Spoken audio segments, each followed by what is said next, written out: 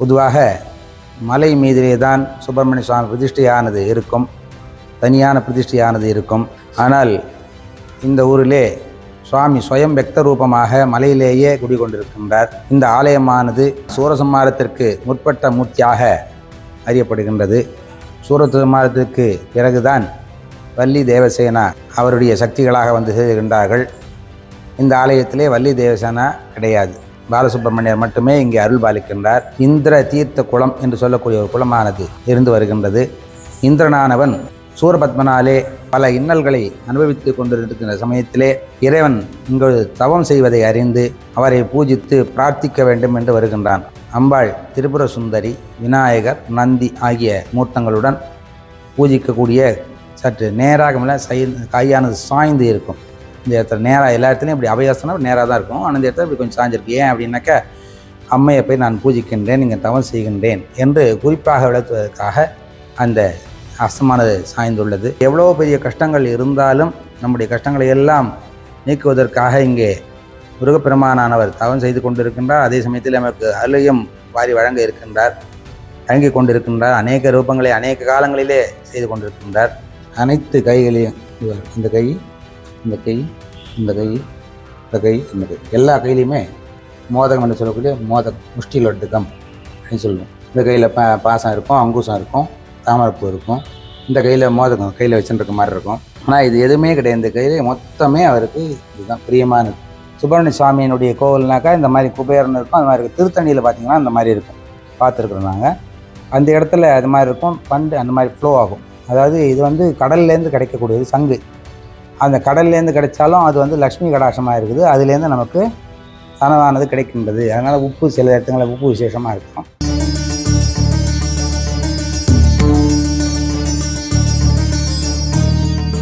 நம பார்வதி பதையே, அரஹர மகாதேவா.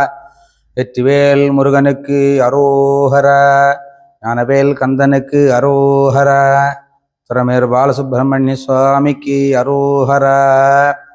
வாக்குண்டாம் நல்ல மனமுண்டாம் மாமலரால் நோக்குண்டாம், மேனி நுடங்காது பூக்கொண்டு துப்பார் திருமேனி தும்பிக்கையான் பாதம் தப்பாமல் சார்வார் தமக்கு திகடசக்கர சிம்முகம் மைந்துளான் சகடசக்கர தாமரை நாயகன் அகடசக்கர விண்மினியா உரை விகடசக்கரன் மெய்ப்பதம் போற்றுவாம். எல்லாம் வல்ல பரம்பொருளாக விளங்கி கொண்டிருக்கக்கூடிய சுப்பிரமணிய சுவாமியினுடைய அனுகிரகத்தினாலே நமது உத்தரமேரூர் பாலசுப்பிரமணிய சுவாமியினுடைய வரலாறு மற்றும் ஆன்மீக தகவல்கள் ஆகியவைகள் இப்பொழுது தெரிவிக்கப்படுகின்றது. கனக குண்டல மண்டித சண்முகம் வனஜராஜி விராஜித லோச்சனம் நிசிச சஸ்திர சராசரதாரணம் சரவணோத்பவமீச சுதம் பஜே. முருகப்பெருமானுடைய அனுகிரகத்தினாலே 12 புராணங்களிலே 4 லட்சம் கிரந்தங்கள், அந்த 4 லட்சம் கிரந்தங்களிலே 1 லட்சம் கிரந்தங்கள் மட்டும் சுப்பிரமணிய சுவாமியுடைய ஸ்காந்த புராணத்திலே இருப்பதாக கூறப்படுகின்றது. அந்த வகையிலே முருகப்பெருமானுடைய அநேக தோற்றங்கள், 16 விதமான தோற்றங்கள், 16 விதமான ரூபங்கள் ஆகமங்களிலே கூறப்பட்டுள்ளது. சைவாகமத்திலேயும் சுப்பிரமணிய சுவாமிக்காக தனியான படலங்கள், பூஜைகள் போன்ற முறைகள் எல்லாம் தெரிவிக்கப்பட்டுள்ளது. அந்த வகையிலே இந்த உத்தரமேரூர் நகரத்திலே சுப்பிரமணிய சுவாமி பாலசுப்பிரமணியர் என்ற பெயருடன் அநேக காலமாக இங்கே அருள்பாலித்து வருகின்றார். பொதுவாக மலை மீதிலே தான் சுப்பிரமணிய சுவாமி பிரதிஷ்டையானது இருக்கும், தனியான பிரதிஷ்டையானது இருக்கும். ஆனால் இந்த ஊரிலே சுவாமி சுயம் வெக்த ரூபமாக மலையிலேயே குடிகொண்டிருக்கின்றார். அவர் 4 திருக்கரங்களுடன், ஜடா முடியுடன், இடுப்பிலே கச்சை கட்டி, சன்னவீரம் தரித்து, தாய் தந்தையரை பூஜித்து தவம் செய்வதாக இங்கே அறியப்படுகின்றது. வலது கை அபயம் என்று சொல்லக்கூடிய அஸ்தம், இடது கை தொடையிலேயும், வலது மேற்கரத்திலே வஜ்ராயுதமும், இடது கையிலே கிண்டி என்று சொல்லக்கூடிய ஒரு தண்ணீர் அருந்தக்கூடிய பாத்திரம் அதை கையிலே தாங்கி பூணலுக்கு பதிலாக யக்ஞோபவிதத்துக்கு பதிலாக ருத்ராட்சத்தை சன்னவீரமாக தரித்து ஜடாமுடி தரித்து காதிலே குண்டலங்களை இட்டு இங்கே தவம் செய்கின்றார். அம்மையப்பரை பூஜித்து விட்டு தவம் செய்வதாக இங்கே கர்ண பரம்பரையாக சொல்லப்பட்டு வருகின்றது. இந்த ஆலயமானது சூரசம்ஹாரத்திற்கு முற்பட்ட மூர்த்தியாக அறியப்படுகின்றது. சூரசம்ஹாரத்திற்கு பிறகுதான் வள்ளி தேவசேனா அவருடைய சக்திகளாக வந்து செய்கின்றார்கள்.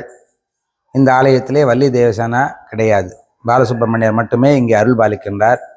சூரசம்ஹாரத்துக்கு முற்பட்ட மூர்த்தியாக இருப்பதின் காரணத்தினாலே இங்கே யானை வாகனமானது இருக்கின்றது. சூரசம்ஹாரத்துக்கு பிறகுதான் மயில் வாகனமும் சேவல் கொடியுமாக சூரபத்மனுடைய வதத்திற்கு பிறகுதான் சேருகின்றது. அந்த வகையிலே இங்கே சூரசம்ஹாரத்திற்கு முற்பட்ட மூர்த்தி ஆனதினாலே இங்கே யானை வாகனமானது திகழ்கின்றது. மற்றும் ஒரு சிறப்பாக இந்த ஆலயத்திற்கு அருகிலே சுந்தரராஜ பெருமாள் என்று சொல்லக்கூடிய பெருமாளுடைய ஆலயமானதும் இருக்கின்றது. வனவாசத்திலே கிருஷ்ண பரமாத்மா பஞ்சபாண்டவர்களுக்கு 5 வரதராக காட்சி அளித்ததாக வரலாறு. அந்த சமயத்திலே இங்கே சிகைக்காய என்று சொல்லக்கூடிய நாம் எல்லோரும் இப்போது உபயோகப்படுத்தி கொண்டிருக்கின்ற சீக்காய் காடாக இந்த இடமானது இருந்ததாகவும் அந்த இடத்திலே குழந்தை ரூபமாக ஒரு குழந்தையானது காட்டுக்குள்ளே சென்று விட்டதாகவும் அதை அவர்கள் எல்லாம் பஞ்சபாண்டவர்களெல்லாம் அழித்த போது இங்கே மலையிலேயே சுப்பிரமணிய சுவாமி இருந்தார் என்றும் அவரை பூஜித்தார்கள் என்றும் கூறப்பட்டு வருகின்றது. அதே சமயத்திலே இந்த ஆலயத்திற்கு முன்பாக இந்திர தீர்த்த குளம் என்று சொல்லக்கூடிய ஒரு குளமானது இருந்து வருகின்றது.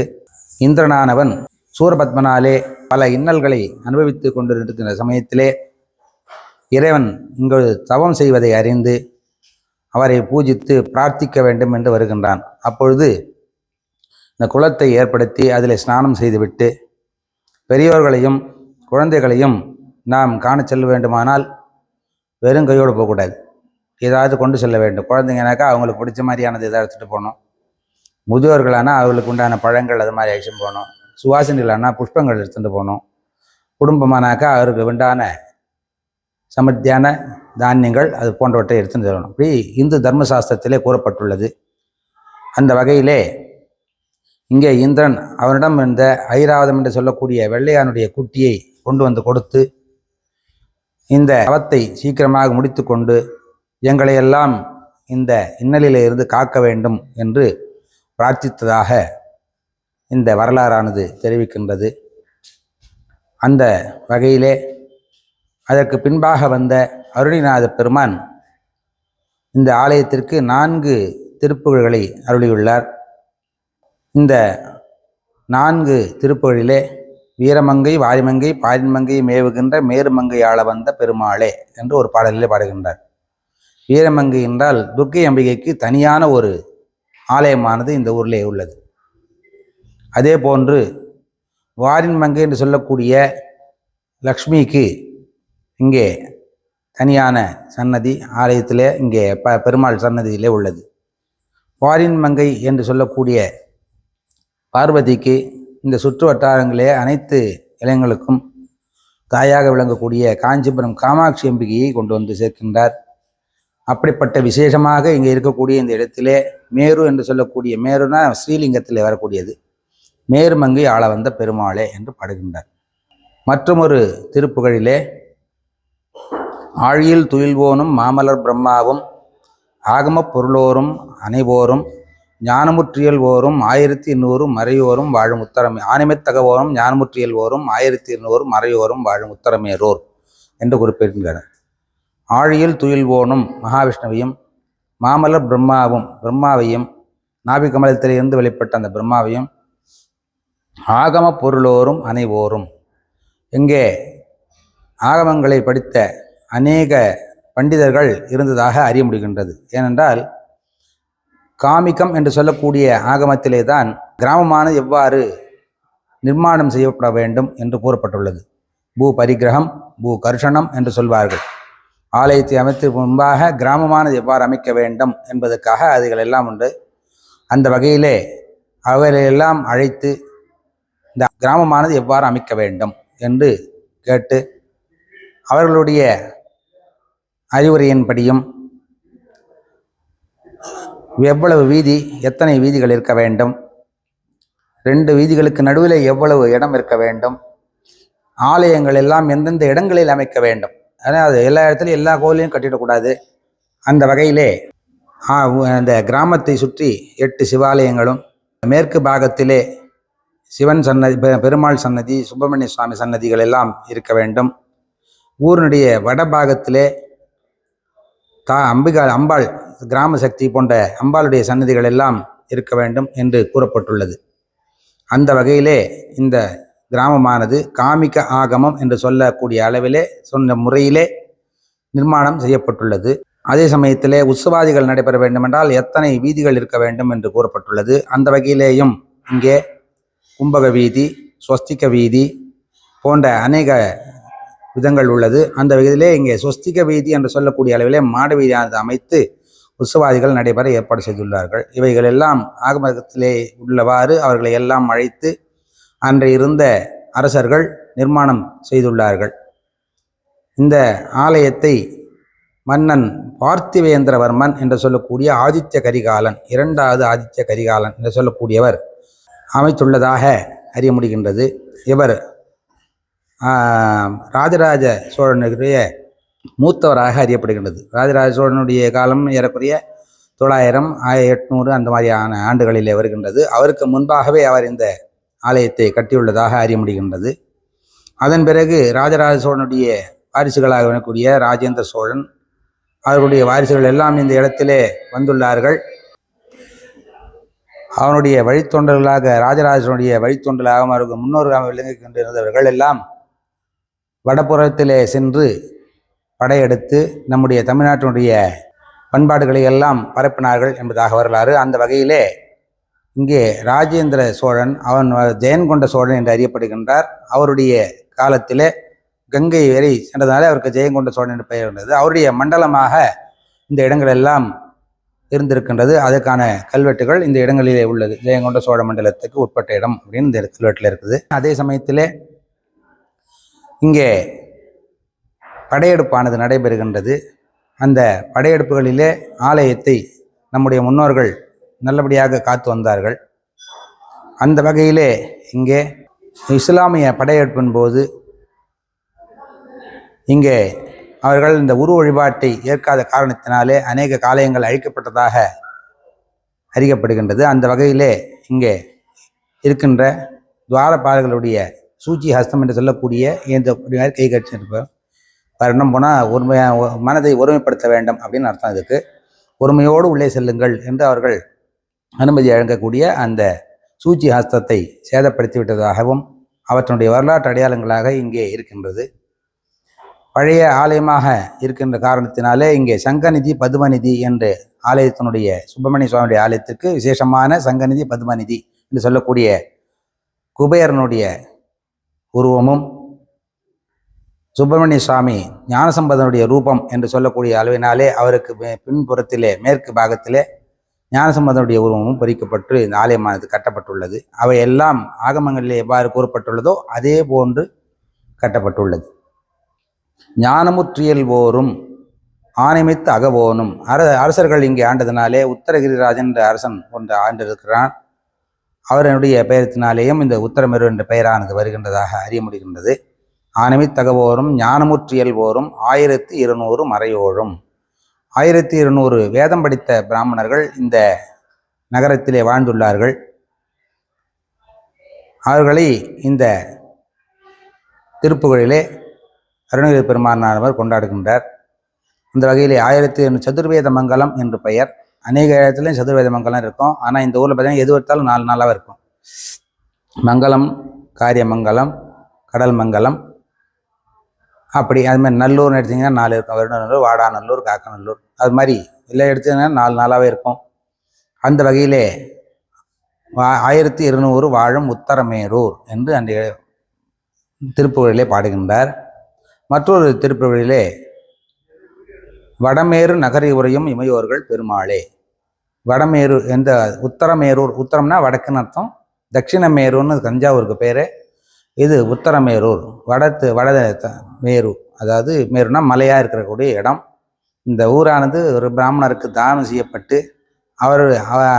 அந்த அரசரிடம் கொடுத்து, அரசர் அதன் பிறகு வந்த அரசர்கள் எல்லாம் ஊருக்கு மேற்கில் தடாகம் இருக்க வேண்டும், அது எவ்வளோ ஊருக்கு போகணும் என்ற வகைகள் எல்லாம் அனைத்துக்கும் ஆதாரமாக விளங்கக்கூடிய காமிக்கம் என்று சொல்லக்கூடிய ஆகமத்தினுடைய முறையிலேயே நிர்மாணம் செய்துள்ளார்கள். அந்த வகையிலே இந்த ஆலயமானது சமைக்கப்பட்டு அந்த வடமேரு நகர்வரியம் இமயவர்கள் என்று சொல்லக்கூடிய அந்த திருப்புகளிலே அறியாத அறிய அறியேனும் அறியும் அறிவோர் அருள்வாயே என்று ஒரு சந்தசை வைக்கின்றார் அருணகிரிநாத பெருமான். இந்த 2-4 வரிகள் எந்த ஒரு திருப்புகளிலேயும் நம்மால் காண முடியாது. அப்படிப்பட்ட விசேஷமான இந்த வரிகள் இந்த ஆலயத்தில் இருக்கின்றது. மெய்த்தமிழ் மறையோர் வாழ் என்று இந்த இடத்திலே நம்முடைய ஓதுவாமூர்த்திகள் எல்லாம் இந்த இடத்தில் வசித்திருக்கின்றார்கள். அவர்களையும் அந்த பாடலிலே அறிவிக்கின்றார். அந்த வகையிலே இந்த 4 திருப்புகழ்கள் இந்த ஆலயத்திற்கானது பாடப்பட்டுள்ளது. இறைவனுடைய அனுகிரகத்தினாலே ஆலயத்தினுடைய வழிபாடுகள் எல்லாம் நடைபெற்று வருகின்றது. இந்த ஆலயத்திற்கு விசேஷமாக பார்த்தீங்கன்னாக்கா கிருத்திகை நட்சத்திரம், ஏன்னா மலைன்றதுனால நட்சத்திரம் விசேஷம். கடல் சார்ந்த பகுதியில் இருந்தாக்கா பௌர்ணமி விசேஷமாக இருக்கும். இது மலை அப்படின்றதுனால திருவண்ணாமலைக்கு தக்கனது தசகடிகை, காஞ்சிபுரத்திலேருந்து தசகடி 10 காத தூரம் இந்த ஊரானது அமைந்துள்ளதாகவும் இந்த பாடலில் நாம் அறிய முடிகின்றது. திருவண்ணாமலை அருகிலே திருவண்ணாமலையும் இருக்கின்றது. அந்த ஊரில் எப்படி நட்சத்திரம் தான் பிரதானமோ அதே மாதிரி இந்த ஊரில் பக்கத்தில் திருக்கழுக்குன்றம் எல்லாமே பார்த்தீங்கன்னாக்கா மலை சார்ந்த இடங்கள். அந்த இடங்கள் எல்லாம் பார்த்தீங்கன்னாக்கா நட்சத்திரம் தான் முக்கியம்.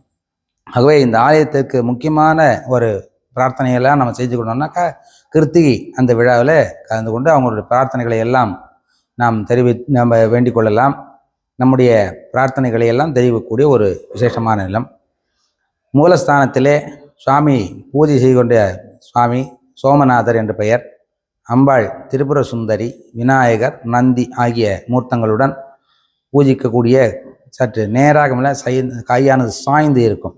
இந்த இடத்துல நேராக எல்லா இடத்துலையும் இப்படி அபயாசனம் நேராக தான் இருக்கும். ஆனால் இந்த இடத்துல இப்படி கொஞ்சம் சாய்ஞ்சிருக்கு. ஏன் அப்படின்னாக்கா அம்மையை போய் நான் பூஜிக்கின்றேன், நீங்கள் தவம் செய்கின்றேன் என்று குறிப்பாக விளக்குவதற்காக அந்த அஸ்தமானது சாய்ந்துள்ளது. இவைகள் எல்லாம் இந்த ஆலயத்தினுடைய சிறப்பாகவும் ஜெயங்கொண்ட சோழ மண்டலத்துக்கு உட்பட்ட இடதாகவும் இந்த ஆலயத்தை நிர்வகிப்பதற்காக 2 சிவாச்சாரிய குடும்பங்கள் இருக்கின்றார்கள். அவர்களிடம் இது ஆலயத்தை கொடுத்ததாக கல்வெட்டுகளிலே காணப்படுகின்றது. அதே சமயத்திலே இந்த ஆலயத்திலே ஒரு சிறப்பான விசேஷமாக விநாயக பெருமான் ஒருவர் காட்சியளிக்கின்றார். அவர் பார்த்திங்கன்னா எல்லா கையிலையுமே மோதக ஹஸ்த கணபதி, எல்லாத்தையும் பார்த்திங்கன்னா மோதக ஹஸ்த கணபதினு சொல்லிட்டு இருப்போம். ஆனால் தும்பிக்கையில் மட்டும்தான் மோதகமாக இருக்கும். ஆனால் இவருடைய அனைத்து கைகளிலேயும் தும்பிக்கை இல்லாமல் இருக்கிற 4 கையிலையும் பார்த்தீங்கன்னாக்கா பாசாங்குசமெல்லாம் கிடையாது. பாசமும் தாமரை பூ வச்சுருப்பார், அது மாதிரிலாம் கிடையாது. எல்லா கையிலையுமே முஷ்டி லட்டு என்று சொல்லக்கூடிய கொழுக்கட்டியை கையிலே வைத்திருக்கின்றார். அந்த வகையிலே அந்த விநாயக பெருமான் வரசித்தி விநாயகர் என்று சொல்லக்கூடிய பெயருடன் அருள்பாலித்து வருகின்ற அந்த பெருமான் இந்த இடத்துல ஒரு விசேஷம். அத்துடன் இந்த ஆலயத்தை சுற்றி எந்த இடத்துல பார்த்தீங்கன்னாக்கா மலையாக தான் இருக்கும். எங்கேயுமே உங்களுக்கு வந்துட்டு சாதாரணமாக தரையாகவே இருக்காது. ஆலயத்துக்கு முன்பாக ஒரு சார்மணம் மாதிரி இருக்கும். சில கோவிலை சுற்றி வந்தீங்கன்னாக்கா பெரிய மலை, கோவில் உள்பக்கத்தில் மலை. ஆக இறைவனுடைய சாநித்தியமானது மலைகளிலே தான் உள்ளது என்பதற்காக ஒரு சான்றாக இவைகளெல்லாம் நமக்கு காண கிடைக்கின்றது. இந்த 4 திருப்புகளுடன் இந்த ஆலயத்திலே விசேஷங்களானது கிருத்திகை நட்சத்திரம், சஷ்டி, ஐப்பசி மாதத்திலே திருக்கல்யாண வைபவம், கார்த்திகை தீபம், ஆடி கிருத்திகை, கிருத்திகை, தை கிருத்திகை, தைப்பூசம், மாசி மகம், பங்குனி உத்தரம், சித்திரை வருடப்பிறப்பன்று 108 சங்காபிஷேகம், இப்படி நிகழ்ச்சிகள் எல்லாம் நடைபெற்று கொண்டிருக்கின்றது. வேண்டுவருக்கு வேண்டுவன எல்லாத்தையும் வரங்களையும் வழங்கக்கூடிய முருகப்பெருமான் இன்னது கோட்டுக்கு மட்டும்தான் அப்படின்ற மாதிரியான ஒரு இந்த காரியத்துக்காக மட்டும்தான் இந்த கோவிலுக்கு போகணும் அப்படின்ற மாதிரி கிடையாது. உங்களுடைய பிரார்த்தனைகள் எதுவாக இருந்தாலும், உடம்பு சரியில்லை, இல்லை பசங்க படிக்கணும், குடும்பமானது அமைய வேண்டும், புத்தர்கள் குழந்தைகள் வேணும், அப்புறம் அது நல்ல உத்தியோகமானது கிடைக்க வேண்டும், அப்படி எந்த ஒரு வியாதிகள் போக வேண்டும், வழக்குகளில் வெற்றி பெற வேண்டும், இப்படி எந்த ஒரு காரணமாக இருந்தாலும் இறைவனிடம் வேண்டிக் கொண்டால் அவைகள் எல்லாம் நிறைவேறுவதாக பக்தர்கள் இங்கே எங்களுக்கு தெரிவிக்கின்றார்கள். அந்த தகவலையும் இப்பொழுது உங்களுக்கு தெரிவிக்கின்றோம். இதை கண்ணுறக்கூடிய பக்தர்கள், முருகப்பெருமானுடைய பக்தர்கள் இறைவனை தரிசித்து வாழ்விலே சகல நலங்களையும் பெற வேண்டுமாக கேட்டுக்கொண்டு எனது அதே சமயத்தில் இங்கே விசேஷமாக வள்ளி தேவசேனா இல்லாத காரணத்தினாலே கஜவல்லி என்று சொல்லக்கூடிய உற்சவ மூர்த்தி வெள்ளிக்கிழமைகளிலே உற்சவத்திற்காக வெள்ளிக்கிழமைகளே இருக்கக்கூடிய கஜவல்லி என்று சொல்லக்கூடிய ஒரு ஏதோ ஒரு சில இடத்துக்களில் தான் இருக்கும். உத்தரமேரூர், இங்கே பக்கத்தில் இளைனார் வேலூர்னு ஒரு முருகர் கோவில், அங்கே வந்துட்டு மலையன் மகரன் என்று சொல்லக்கூடிய அசுரர்களை அழித்து திருப்பூரிலே தாரகாசுரனை வதம் செய்கின்றார். அது வகையிலே அந்த இடத்திலேயும் இந்த கஜவல்லி என்று சொல்லக்கூடிய தாயாருடைய ரூபமும், திருத்தணியிலேயும் கஜவல்லி என்று சொல்லக்கூடிய தாயாருடைய ரூபம் ஆகியவர்களெல்லாம் ஏதோ ஒரு சில கஷேத்திரங்களில் மட்டுமே காணக்கூடியது. அந்த வகையிலே இந்த கஜவல்லி தாயாரும் வள்ளி தேவசேனா சுப்பிரமணிய சுவாமியும் வள்ளி தேவசேனா சண்முகரும் வீரபத்ரர், விநாயக பெருமான், வீரபாகு, சண்டிகேஸ்வரர் மற்றும் நடராஜமூர்த்தி, சிவகாம சுந்தரி ஆகிய மூர்த்தங்கள் எல்லாம் உற்சவமூர்த்திகளாக இங்கே காட்சி தருகின்றார். இந்திரன் இந்த ஆலயத்திற்கு வரும்பொழுது ஆலயத்திற்கு முன்பாக எந்த ஒரு தீர்த்தமும் இல்லாத காரணத்தினாலே ஒரு குளத்தை ஏற்படுத்துகின்றான். அதற்கு இந்திர தீர்த்த குளம் என்றே பெயர். அதிலே அவன் ஸ்நானம் செய்து ஐராவதம் என்று சொல்லக்கூடிய யானையுடைய ஐராவதத்துடைய குட்டி, அதனுடைய குட்டியை கொண்டு, ஏன்னா பெரியவர்களை நான் சொன்ன மாதிரி பெரியவர்களையோ குழந்தைகளையோ சுவாசினிகளையோ நாம் காண செல்லும் பொழுது வெறுங்கையோடு செல்லக்கூடாது என்பது இந்து தர்மசாஸ்திரம். அந்த வகையிலே ஐராவதத்தினுடைய குட்டியை கொண்டு வந்து இறைவனுக்கு கொடுத்து விட்டு அந்த இந்திர தீர்த்த குளத்திலே நீராடி இறைவனை பூஜித்து நீங்கள் இந்த தவத்தை சீக்கிரமாக முடித்து கொண்டு எங்களை எல்லாம் காக்க வேண்டும் என்று வேண்டிக் கொள்கின்றான். அதாவது வைத்தீஸ்வரர் கோவிலில் பார்த்தீங்கன்னா தண்டு நடுவில் இருந்து தவம் பண்ணினா இந்திரனே. ஆனால் இங்கு இறைவன் தவம் இருப்பதாலே அவரை பூஜித்தால் பலனானது நம்மளுக்கு சீக்கிரமாக கிடைக்கும் என்பதற்காக இந்த இடத்திலே வந்து தீர்த்தத்தை ஏற்படுத்தி அந்த தீர்த்தத்திலே தீர்த்தமாடி இறைவனை பூஜித்து தன்னுடைய பிரார்த்தனையை இங்கே செலுத்தினான். அது மாதிரி எவ்வளோ பெரிய கஷ்டங்கள் இருந்தாலும் நம்முடைய கஷ்டங்களை எல்லாம் நீக்குவதற்காக இங்கே முருகப்பெருமானானவர் தவம் செய்து கொண்டிருக்கின்றார். அதே சமயத்தில் நமக்கு அருளையும் வாரி வழங்கி கொண்டிருக்கின்றார். அநேக ரூபங்களை அநேக காலங்களிலே செய்து கொண்டிருக்கின்றார். இந்த ஆலயத்தினுடைய காலம் சுமார் 1200 ஆண்டுகள் இருக்கலாம் என்று நம்பப்படுகின்றது. ஆதித்ய கரிகாலம், அதாவது பார்த்திவேந்திர வர்மன்னாவே பார்த்தீங்கன்னாக்கா பல்லவர் காலத்தில் வந்திருக்கும். ஆனாலும் இந்த இடத்திலே ஆதித்ய கரிகாலன், 2ஆம் ஆதித்ய கரிகாலன் என்று சொல்லக்கூடியவன், அவன் ராஜராஜ சோழனுடைய மூத்தவனாக அண்ணனாக இருந்ததாகவும் இந்த வரலாறை நம்மால் அறிய முடிகின்றது. இந்த ஊரை சுற்றி 8 விதமான சிவாலயங்கள் என்று கூறினேன். அந்த இடத்துல ஈசானத்திலே ஒரு சிவாலயம், கைலாசநாதர் என்பதான ஆலயம், ஆக்னேயத்திலே இருக்கக்கூடிய ஆலயம், கேதாரீஸ்வரர் என்று சொல்லக்கூடிய ஆலயம், ஊரினுடைய நடுவிலே சபா மண்டபம், அந்த இடத்துல தேர்தல் முறைகள் எல்லாம் கூறப்பட்டுள்ளது. அதற்கு எதிரே ஒரு சிவாலயம், திருக்குமாரேஸ்வரர், ரெட்டத்தாளீஸ்வரர் என்ற அந்த ஆலயத்திற்கு பெயர், குழம்பரேஸ்வரர் ஆலயம் என்று ஊரினுடைய நைருதி பாகத்திலே ஒரு ஆலயம். இந்த 4 ஆலயங்கள் தான் இப்பொழுது இருக்கின்றது. மற்ற ஆலயங்கள்லாம் மறைந்து விட்டது என்று நினைக்கின்றேன். எங்களால் கண்டுபிடிக்க முடியல. ஆகவே இந்த 4 ஆலயங்கள் இந்த ஊரிலே அமைந்துள்ளது. அதையும் நீங்கள் தரிசிக்க வேண்டும். ஒவ்வொரு கஷேத்திரத்துக்கும் ஒரு மகிமை இருக்கும், ஒவ்வொரு ஆலயத்துக்கும் ஒரு மகிமை இருக்கும். அந்த வகையிலே கண் சம்பந்தமான நோய்கள் எல்லாம் தீர வேண்டும் என்றால் கைலாசநாத சுவாமியை பிரார்த்திக்க வேண்டும், அந்த இடத்திலே பூஜிக்க வேண்டும். ஜுரம் போன்ற வியாதிகள் எல்லாம் போக வேண்டும் என்றால் அநேக வியாதிகள், இந்த அதுவே வரக்கூடிய அநேக வியாதிகள் நமக்கு என்ன காரணமே தெரியாது. அந்த மாதிரி ஆலயங்கள் எல்லாம், அந்த மாதிரி வியாதிகள்லாம் போனோம்னாக்கா கேதாரீஸ்வரர் என்று சொல்லக்கூடிய அந்த பெருமானை நாம் பூஜித்து தரிசிக்க வேண்டும். இப்படி ஒவ்வொரு ஆலயத்திலும் ஒவ்வொரு விசேஷம் இருக்கும். பெருமாள் ஆலயத்தில் போனீங்கன்னாக்கா கல்யாணம் ஆகாதவங்களுக்காக வச்சு பூஜை பண்ணுறாங்க. அது மாதிரி ஒவ்வொரு பெருமாளுக்கும் ஒவ்வொரு விசேஷம் இருக்கும். அந்த இடத்துக்கு போனீங்கன்னாக்கா அந்த கோவிலுடைய விசேஷங்களை அவர்கள் எல்லாம் கூறுவார்கள், நீங்கள் எல்லாம் கேட்டுக்கொள்ளலாம். இந்த ஆலயத்தை ஒட்டி அவைகள் எல்லாம் இருக்கின்றன. ஆலயத்தினுடைய ஊரினுடைய மேற்கு பாகத்தில் இந்த ஆலயமானது அமைந்துள்ளது. ஆலயத்தினுடைய ஈசான திக்கிலே இந்த திருக்குளமானது இந்திர தீர்த்த குளம், பேர் அதுக்கு இந்திர தீர்த்த, அதனால தான் அதுக்கு இந்திர தீர்த்த குளம் என்றே பேர் வந்தது. இந்த இந்திர தீர்த்த குளத்திலே நீராடி நீங்கள் பூஜித்தனாலே இந்த இடத்துக்கு இந்த பெருமானுக்கு சுப்பிரமணிய சுவாமிக்கு பாலசுப்பிரமணியர் என்ற பெயரானது விளங்குகின்றது. சின்னவராக இருக்கும்போது தான் செய்ய முடியும். நம்முடைய எதிரி எந்த விலையில் இருப்பான்னு தெரியாது, அவனுடைய பலமானது நமக்கு தெரியாது. நம்முடைய பலத்தை நாம் அதிகரித்து கொண்டு வந்தால்தான் நாம் அவருடன் போரிட முடியும். அப்படி என்ற காரணத்தினாலே இங்கே தவம் செய்யும் மூர்த்தியாக இங்கே காட்சியளிக்கின்றார். அவரை அனைவரும் கண்டு தரிசித்து இவருடைய பாலசுப்பிரமணிய சுவாமியுடைய வட்டாத அனுகிரகத்தை பெற்றிய வேண்டுமாறு ஆலயத்திற்கு காலை 7 மணி முதல் 11 மணி வரையிலும், மாலை 4 மணி முதல் 8 மணி வரையிலும் தினமும் திறந்திருக்கும். விசேஷ காலங்களிலே மாறுபடும். முன்னாடி திறந்துருவோம். கிருத்திகை போன நாட்களே 6 மணியிலிருந்து மதியம் 12 மணி வரையிலும்,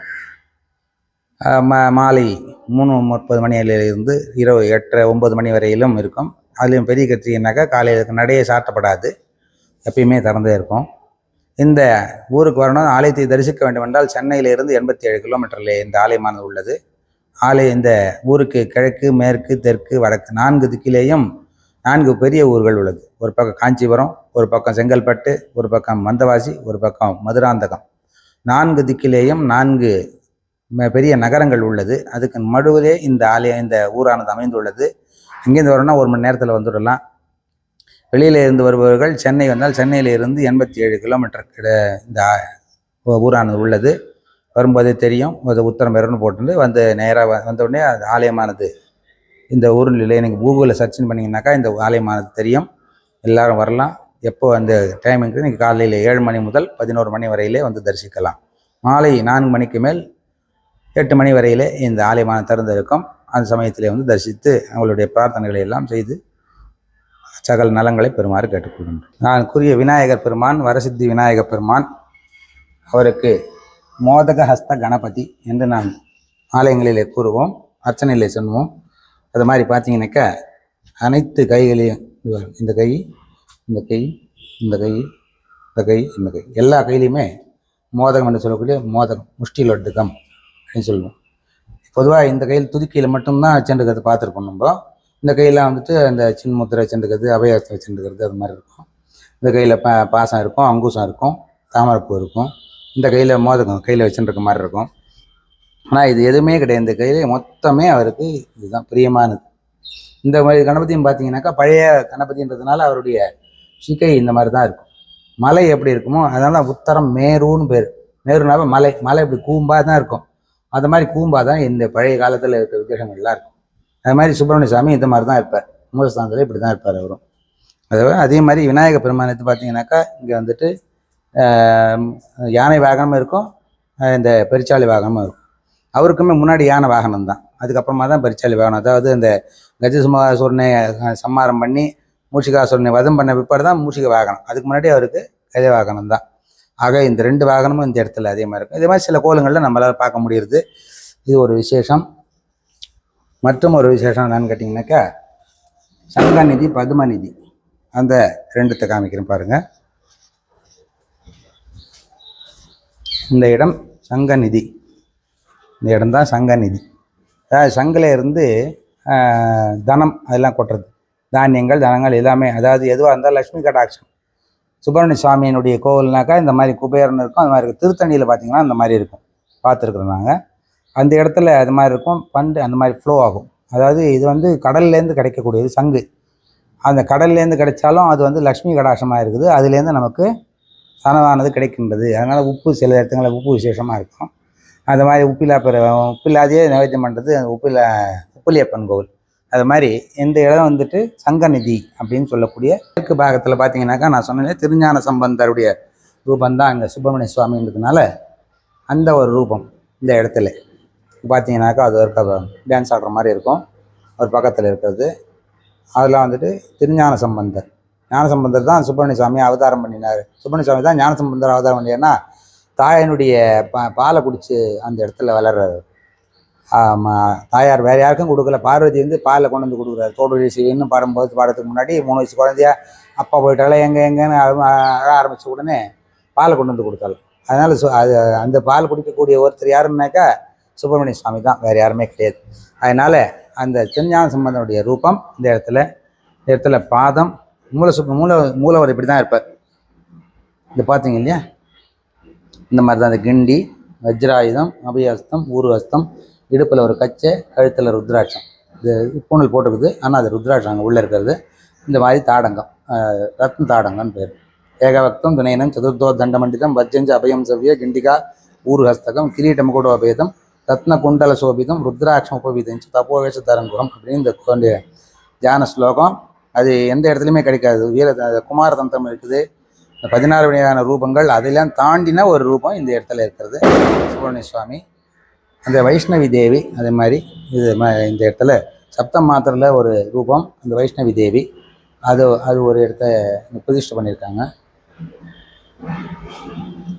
நாகர்கள் அனந்தன் வாசுகி, இது வந்துட்டு காமதேனு வந்துட்டு இந்த ரூபம் இது மாதிரி இருக்கிறது. இந்த காமதேனு பிரதிஷ்டை பண்ணியிருக்காங்க. இது எல்லாமே இப்போத்தி இது எதுவுமே கிடையாது, எல்லாமே பழைய காலத்தினுடைய ரூபங்கள் தான். காமதேனு, வீரசாஸ்தா, ஐயனாரப்பன் சொல்லுவாங்க, ஆனால் வந்துட்டு இங்கே வீரசாஸ்தான்னு பேர் இவருக்கு. ஐயப்ப சுவாமியுடைய ரூபம், ஆனால் அங்கே வந்து கை அபய சின்முத்திரையோடு இருப்பார். இந்த இடத்துல ஜாட்டி வச்சுட்டு ஊருக்குனுடைய காவல் தெய்வமாக இருந்திருக்காரு. இவரும் இந்த ஆலயத்தில் பிரதிஷ்டை செஞ்சுருக்காங்க. பழைய காலத்தில் இந்த மாதிரியான ரூபங்கள் நம்ம பார்த்துருக்கலாம். அன்றைய ஆலயங்களில் இருக்கும், வெளியில் இருக்கும். ஆனால் இங்கே வந்து பரிவார தேவதையாக இந்த இடத்துல அவர் பூஜை பண்ணிட்டு இருக்கிறோம். ஷண்முகர் இந்த இடத்துல, இங்கேயும் வள்ளி தேசனா கிடையாது, ஷண்முகருக்கு கண்டிப்பாக இருக்கணும். ஆனாலும் இங்கே வள்ளி தேசனா இல்லாமல் வெறும் ஷண்முகர் மட்டும்தான் இருக்கார் இந்த இடத்துல. மயில் வந்து அசுர மயில், இந்த பக்கமாக இருந்தாக்கா தேவ மயிலாக இருக்கும். வடக்கு பக்கம் தெற்கு பக்கம் மாறி இருக்கணும். அந்த வடக்கு பக்கம் இருந்ததுனாக்கா அசுர மயில், தெற்கு பக்கத்தில் மயில் இருந்ததுனாக்கா தேவ மயில். ஏன்னா தேவேந்திரனுமே மயிலாக இருந்தானா ஒரு தலைமையில். அது மாதிரி ஒரு சில கோயில்கள் இருக்கும், ஆனால் இந்த இடத்துல அது மாதிரி இல்லை. இது வந்து அசுர மயில் தான், அது சண்முகருடைய ரூபம். இங்கே தீர்த்தம் மித்தபடி பூஜை பண்ணுறதுக்காக ஒரு கிணறு இந்த இடத்துல நடந்துட்டு இருக்குது. இதில் எடுத்து பூஜை நிச்சயமே நடக்கும். அப்படியே வந்தீங்கன்னாக்கா இங்கே வந்து பத்மநிதி குபேரன், அந்த இடத்துல எப்படி சங்குலேருந்து வந்ததோ பத்மம் என்ற தாமரைப்பூவிலேருந்து தனமானது விழுகின்றது. எல்லாமே லக்ஷ்மி கடாட்சத்துக்கான ஒரு அடையாளங்கள். அந்த வகையில் இங்கே குபேரனுடைய 2 வகத்திலேயும் பத்மம் என்று சொல்லக்கூடிய தாமரைப்பூவில் இருந்து பத்மமானது தனமானது விழுகின்றது. இந்த சுற்று நடமாளிகை அது கட்டினவர் பார்த்தீங்கன்னாக்கா அப்பாவு பிள்ளை அப்படின்றவர் கட்டியிருக்காரு. அது இந்த கல்வெட்டுகளில் இருக்குது. இந்த இடத்துல பார்த்தீங்கன்னாக்கா இப்போ ஆரம்பிக்குது, திருநடமாளிகை அப்பா பிள்ளை நாளைய தர்மம் அப்படின்னு இங்கே முடியும். இதோட தர்மம் இதோட முடியுது. இந்த ஒரு எல்லா இடத்துலையும் இந்த நடமாளிகை, ஏதாவது பக்தர்கள் வந்து பிரதர்ஷனத்துக்காக கட்டக்கூடிய ஒரு நடமாளிகை, அதுக்கு நடமாளிகைன்னு பேர். சில இடத்துல 2 நடமாளிகை இருக்கும், ஆனால் இங்கே ஒரே நடமாளிகை தான் இருக்குது. அந்த நடமாளிகை இந்த மாதிரி தடி இருக்கும். அதில் இந்த மாதிரி மண்டபங்கள் எல்லாரும் வரத்துக்கோ சுற்றுறதுக்கு, ஏன்னா சாமி வெண்டி தான் இருந்தது, அதனால பின்னாடி தான் பிரிச்சு நடந்திருக்குது. அது ஜெயங்கொண்ட சோழன் அதோட கட்டி முடிச்சிட்டார். அதுக்கப்புறமா கொஞ்ச நாள் பெய்யுது போது எல்லாம் பிரதர்ஷனம் வரணும், பரிவாரங்கள் இருக்கணும் அப்படின்றதுக்காக இது பரிவாரங்கள் சாதாரணமாக இருந்திருக்குது. அப்போ வந்து இந்த மாதிரி நடமாளிகை கட்டி அதில் வந்து சுவாமியெல்லாம் பிரதிஷ்டை பண்ணியிருக்கிறாங்க. அதே மாதிரி இங்கே கல்வெட்டுகள் இதெல்லாம் வந்துட்டு கல்வெட்டு அவர்கள் ஆய்வாளர்களை கூட்டினு வந்தது தான் நம்மளுக்கு தெரியும். இந்த இடங்களில் இந்த கல்வெட்டுகள்லாம் இருக்குது. அதே மாதிரி இந்த ஊருக்கு ஈசான சிவாச்சாரிய மடம் அப்படின்னு சொல்லக்கூடிய ஒரு தேவிகாபுரத்தில் இருக்குது, போலூர்கிட்ட. அந்த மடத்துக்கும் இந்த ஊருக்கும் ஒரு தொடர்பு இருந்ததாக அது ஒரு கல்வெட்டில் கண்டுபிடிச்சிருக்காங்க. ஒரு 4 இன்ஸ்கிரிப்ஷன் புதுசாக கிடச்சிருக்காங்க அந்த கைலாசந்தர் கோயிலில். அதில் வரும்போது அதுலேயும் உத்தரமேரூர் அப்படின்னு அதில் நல்லா க்ளீனாக தெரியுது. இந்த இடத்துல வந்துட்டு இதெல்லாம் அவங்க வந்து படி எடுத்தால் தான் தெரியும். அவங்க வந்து காமிச்சாங்கன்னா நம்ம காமிக்கலாம். இதெல்லாம் இது பூரா அந்த கல்வெட்டுகள். இதில் யார் யார் வந்தது போனது, ராஜராஜ சோழன் இந்த இடத்துல இருக்குது, ராஜாதி ராஜன் அப்படின்னு இந்த இடத்துல காமிக்கிறது. இது அவருடைய காலங்களில் இருந்ததெல்லாம் இந்த இடத்துல காமிச்சிருக்காங்க. மொத்தம் இது மொத்தமாக கல்வெட்டுகள். இங்கே 2 கோத்திரத்தை செஞ்ச பூஜை பண்ணுறது கூட ஒரு கல்வெட்டில் இருக்குது, அதை காமிக்கலை, அது அப்புறமா காமிக்கலாம். இன்றைய வேலையும் அதே மாதிரியே நடந்துட்டு இருக்குது பூஜைகள்லாம்.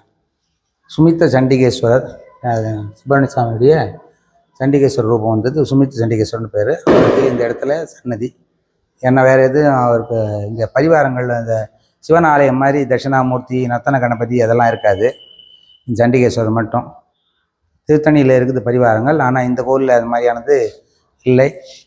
அதே மாதிரி இந்த கைலாசநாதர் கோவில்லையும் எப்படி கைலாசநாதத்தில் சிவன் தான் முக்கியமோ அது மாதிரி கைலாசநாதர் மட்டும்தான் இருப்பார், அங்கேயும் பரிவாரங்கள் கிடையாது.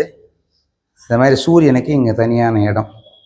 நித்தியமே சௌரா சண்ட பரியந்தம் அப்படின்னு பூஜாங்குரியாதுன்னு ஆகமத்தில் வாக்கியம். அதனால் இங்கே வந்துட்டு சூரியன் சிவசூரியன் பேர், சண்டிகேஸ்வரர். இந்த 2 பூஜை முடிஞ்சதுன்னா ஆரம்பம் முடிவு ரெண்டுமே ஆலயத்தில் முன்னாடி இருக்கும். அது இங்கே வந்து பின்னாடி பிரதிஷ்டை பண்ணி, அது இல்லாததுனால இங்கே பின்னாடி பிரதிஷ்டை பண்ணியிருக்கிறாங்க. நவகிரக மூர்த்தங்கள் பின்னாடி பிரதிஷ்டை ஆகிருக்குது. இதெல்லாம் நடமாளிகை. இந்த இடம்லாம் நடமாளிகை. இது வரையும் பழைய ஸ்ட்ரக்சர். இந்த இது வரையும் தான், இது வரையும் புதுசாக இதை பண்ணியிருக்கிறது. இதெல்லாம் அப்புறமா கட்டினது. 1980 அந்த காலகட்டங்களிலே ஐயப்ப சாமியுடைய கேரளாவில் இப்போ நிறைய ஆயிடுச்சு. அதுக்கு முன்னாடி அந்த சமயத்தில் கிடையாது. படம் வச்சு தான் பூஜை பண்ணியிருந்தாங்க. 70 வெறும் படம் வச்சு ஈரோடு கட்டிட்டு சில பேர் போயிட்டு இருந்தாங்க. அதுக்கப்புறம் பக்தர்கள் அவர்களுடைய முயற்சியால் எல்லாருமா சேர்ந்து இந்த ஆலயத்தில் கட்டணும் அப்படின்னு அபிப்பிராயப்பட்டாங்க. ஆலயத்தினுடைய அனுமதி பெற்று ஆலயமானது கட்டப்பட்டு கும்பாபிஷேகமாக நடந்தது. 1996 மறுபடியும் இங்கே புதிய ராஜகோபுரமானது கட்டி கும்பாபிஷேகமாக நடைபெற்றது. அதை தொடர்ந்து இந்த திருப்பணிகள் நடந்துகிட்டே இருக்குது. அப்பப்போ இந்த விஷயங்கள்லாம் நடந்துகிட்டே இருக்குது. ஆக இதுகள் எல்லாம் நடக்குது. இந்த ஐயப்ப சாமி இந்த இடத்துல நிறைய பேர் இங்கே வந்து இரும்படி கட்டின்னு போகிறது, பிரார்த்தனை பண்ணிட்டு போகிறது அதெல்லாமும் இருந்தது. அவங்களுக்கும் எல்லாமே எல்லா வித நன்மைகள் நடக்குது. மொத்தத்தில் இந்த ஆலயம் வந்துட்டு போனாங்க அவங்களுடைய ஒரு மன சாந்தியானது கிடைக்கும். அது அவர்கள் எல்லாம் உணரலாம்.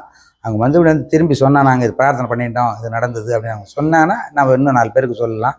அவர்களாக சொன்னாலும் சரி, அதில் நம்மக்கிட்ட சொன்னாலும் நம்ம 4 பேருக்கு தெரிவிக்கலாம். முருகப்பெருமானுடைய அனுகிரகத்தை அனைவரும் பெற வேண்டும் என்று பிரார்த்தித்துக் கொள்கிறோம்.